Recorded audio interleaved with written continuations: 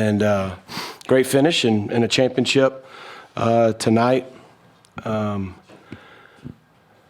We're disappointed, obviously. Great comeback. And, look, we had a really bad first quarter. You have a bad first quarter and get down 21-7 because we – 2 turnovers and put the ball, gave them the ball, I think 4 times on the plus side of the field because I thought our defense played really well, but it was just tough. So, yeah, the guys are disappointed, but I'm really, really proud of them. I think they showed the championship makeup they have. I think just show what kind of team they are. The way they battled back second, third, and fourth quarter and tied the game with, 16 seconds left. So, you know, I don't know what y'all think about this, but it's the truth. So, you know, sometimes, you know, we've had a great year. We've been 11-2 now, and we've had a lot of praise and we've had a lot of glory brought our way. And it's really easy when you're winning to be, you know, feeling good and happy. When you lose, it's easy to blame and do other things. But we're still going to give praise and glory to where it's deserved. And, you know, Jesus Christ deserves all the glory for this team this year and what we've been able to do. So we're going to return that glory and praise to him, and I'll answer questions. Okay, questions, raise your hand. Let us know who you are and who you're with, and wait for the handheld mic. First question to our left. Hey, Rhett. Jeff Cole with Fox Dallas. Hey, Jeff. Going off of that sentiment of dealing with some adversity, you guys haven't trailed a lot in many games this year. 8 of your 12 games you didn't trail at all. How can this be maybe a positive building block as you look forward to hopefully the playoffs? Yeah, I mean, I think it shows the makeup of our team. I mean, this was our 13th game. If you play 13 games, you're going to have some bad quarters or a bad half. We had a really bad half our first game of the year and found ourselves down and came back and won. We played a lot of really good quarters lately. So the first quarter, I mean, we fumbled, I think, the third play of the game, gave them a cheap touchdown on a 30-yard field. Then we, I think, punted and our player's helmet came off. He kept playing with his helmet off, which is a penalty. So then with a good return in 15 yards, they get another good short field. So, I mean, we had a bad quarter. And it's hard when you're in a championship game, a championship caliber game, to get down 21-7 like that. And it was a lot of self-inflicted wounds, and they took advantage of it. And then I think we were down, 17 at half and 17 start fourth quarter and still tied the game up. So it told me everything I knew about this team, who they are. And everyone's, you know, I'll just say they're really lucky it didn't go to overtime because we had it in control. Second row. Go back to CBS Sports. There's going to be a lot of waiting over the next 24 hours. What's your message to the college football committee after tonight's game? I think it's like 11 hours, right? So they don't care what I say. I don't have a message. It'd be criminal if we're not in. So it would be it would be wrong. It'd be wrong on so many levels, not just to our team. It'd be wrong to what college football stands for, to what it is. I mean, we just played a playoff game basically out there and played pretty dang good. I mean, that was a pretty good game. I think for the last 3 quarters, everybody saw what they've seen all year. You know, so our team deserves a chance to be in. It doesn't matter what I say, but it would be incredibly wrong. I think it would be unprecedented. It would set a really bad precedent. It would break all the principles of what we've been told. So, I mean, if you're going to take a team that goes 8-0 in a power conference, one of the 3 best conferences, only 2 teams did that. We were in. We could have not showed up, and according to what we were told Tuesday night, we'd be in. So we showed up, and we competed our butts off, and I don't know. I don't know what to say. They don't care what I say, but we should be in. They know we should be in, so we'll see what happens. Front row, Coach. Coach, congratulations on getting here, first and foremost, and then congratulations on a great season. What are some of the positive things that you take from this performance tonight? I don't know. I mean, we lost. So losing is disappointing. The positive is that team in that locker room is exactly who I thought they were. There's a bunch of winners in that locker room. There's a bunch of champions. They won a championship last year. They went 8-0 in the ACC this year, and they responded the way they should have and the way I knew they would. I mean, you lose in life. That's part of it. You win, you lose. That's what's so great about our sport, because it prepares you for life, prepares you for all the highs and the disappointments. And you can't control what happens to you in life, but you can control how you respond to it. And I mean, to some degree, we controlled the first quarter a little bit. We turned it over twice and did some poor things on our punt team. But the way we responded was special. We responded like a championship team. We responded like a team who could get into this 12-team playoff and win 4 in a row. So, loved the opportunity to do that. Second row. Andrea Adelson, ESPN. Rhett, can you just take us through your emotions from tying the game and then, a minute later, being on the losing end? I don't know. I'm in the middle of them right now. You know, I'm hurting for our guys. It was a great game, great battle. You know, like I said, we did some things that were uncharacteristic in the first quarter and put us in a hole, and it's hard. And we dug out of it. And, you know, it looked like we were going to overtime, and we don't cover a kick well, and they make a great 55-yarder or whatever it was, and give them credit. I mean, they played well early, and they finished on the last play, and here we are on the wrong end of 34-31. But I'm just hurting for our guys. I'm hurting because I think, for good reason, their faith in the system is shaken right now. I think they're all in there wondering, are they going to be in tomorrow? You know, is the fix in? Or is the right thing going to be done? That's the truth. And so they're hurting because they lost the game. They're hurting because they want to win a championship. They're hurting because they know they could have won. And then they clawed their way all the way back. And then at the last minute, they made a great play. But I think the most important thing that I've noticed, they're hurting because, there's not been a lot of confidence given to them that they did what they were supposed to do, and it's been enough. So hurting for them, and I hope in 11 hours I won't be. Front row. Mike Craven, Dave Campbell's Mike. roughing the passer penalty on y'all. That was pretty costly. They pick up the penalty on the big play. Kind of what were your thoughts on how this thing was officiated? I have no comment on how it was officiated. I have a lot of respect for that crew and all those guys, and they're very respectful towards us.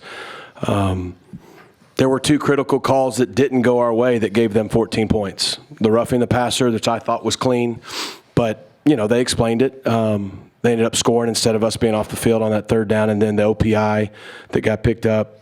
So, I mean, calls go your way, calls don't go your way. It happens. Those 2 were big ones that didn't go our way. You know, we only had 6 penalties, but they had 0. Someone said 1952 was the last time they had a game with 0 penalties, so credit them for being incredibly disciplined. Front row. Billy Embody on 3.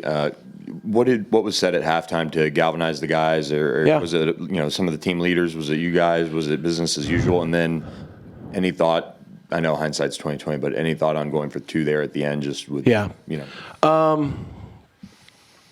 At halftime, no, it was business as usual. We got a mature team. They knew why we were in the hole we were in. Offensively, we were moving the ball, but we didn't finish, and we had the 2 turnovers. Defensively, we had the short fields, and then had a couple plays get away from us. But no, we didn't make any like special adjustments either. We got together and talked a few things out, got with our positions, called them up, and I just said, hey, you know, it's 24-7, I think. I mean, they did it in a half. We can do it in a half. Ironically, we did.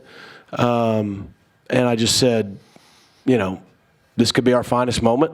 Let's go out and compete for 30 minutes, see what happens, more if it takes. But our team is more than capable of coming back and winning this game. And the best part is they knew it and they believed it. And they went out and did it. And then we just fell short on the last play of the game. So what was the second question? Not really. I mean, it crossed my mind when we were down 7 and I knew we were getting the ball back. But I believed in our defense. I mean, if you look at the game, we won everything but the scoreboard and the penalty sheet because, I mean, we had 28 first downs, they had 20. We ran for 148, they ran for 64. You know, we threw for 310, they threw for 260. We went 9 of 18 on 3rd down, they were 7 of 17. We were 4 for 4 in the red zone, they were 2 for 2. I mean, the total yards, we had well over 100 more than they did. So we lost the scoreboard and lost the penalties. And we did lose the turnovers. But I just felt like we were clicking on offense. I felt like we would score, and I definitely felt like we'd stop them on defense. So I didn't see any reason to go for 2. You know, and especially when you come all the way back like that, you got a lot of momentum. And, you know, I'm sure we'll look at it and wish we'd have covered a kick a little bit better. But and then, you know, they made great plays. Second row. Hey, Coach. Jake Keeler with the Mustang Mood. You were talking about where the glory goes. Yeah. For the great season. I think I've seen something really special with the team this year. Not just you, but the way the team responded to AJ's injury earlier this season and how they behaved before and after games. What do you think? What's kind of the edge, or maybe what does it tell you about the team that they act in this way? What has been so special about this team and the secret sauce of this team, and we got some guys that are going to play in the NFL, and we got some guys that are hopefully going to come back and get back to this stage next year maybe. But so we got some really good players, but like the secret sauce is they're a true team. I've said it, like it's real. You feel it. That's why it hurts when they lose, because they do everything the right way. They work hard. They trust each other. They love each other. They compete with each other. They have each other's back. They don't blame other people when they make a mistake. You know what I mean? Like there's no finger pointed. Like they're just a true team, and that's why I think they respond so well to everything. And they'll respond well to this. They're hurting right now, but they'll respond well to this, just like they did tonight, coming back. So I just think it's a special group. I've said it all year. It's been really, really fun to coach them, and hope we're not done. Second row to our left. Leah Simakopoulos, Dallas Morning News. I've got 2 questions for you. Okay. First, what do you think of Kevin's response after the turnovers? And second, what did Brian Wesco do for them, the receiver that was troubling for you guys tonight? I thought Kevin, 2 bad plays. That's why you got to keep 2 hands on the ball in the pocket. He's the guy you don't see on the first sack kind of fumble. And then, obviously got to throw the ball away, which he did the rest of the night. But both of those hurt. But I thought he played brilliantly. I mean, he was 32 of 51 for 310, 3 TDs, and he ran for 50 yards and a TD. And he just brought a team back from 17 down in the fourth quarter. Made a lot of big-time plays. Looked very cool, very calm. Looked like a playoff quarterback to me. So hopefully America gets to see him do that again in a few weeks. With regards to Wesco, I mean, we knew he was a really good player. They're a good team. I mean, we have to, when you play defense on somebody, you have to give up something. And so we were in a lot of one-on-ones with him, and, they looked like they were running some choice routes. I'm not sure what they were, but we were off. They were just playing catch. We were tight and getting by us. So, he's a really good player. He obviously had a really good day. But, I don't know if there's anything special. Front row. Hey, Rhett, 2-part question for you. You talk a lot about how important it is to keep Metroplex guys at SMU in Dallas. Can you talk about that moment, Kevin hitting Roderick for that touchdown, and then just expanding on Kevin, presents like a quiet guy, but where does his confidence and heart to come back in a game like this come from?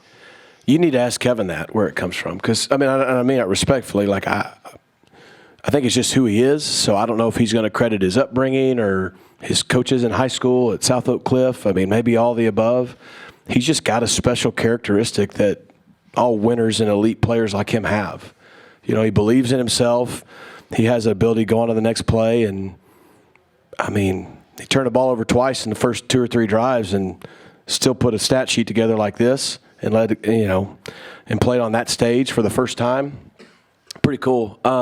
With regards to Dallas guys, I mean, it's obviously this year moving into the ACC and then having a year like we had makes it a lot easier to keep those guys close to home when you see Kevin Jennings to Roderick Daniels and, to tie the game up against Clemson in the last seconds of the ACC championship game. I mean, that's pretty cool. And so both those guys, they're warriors. They're winners.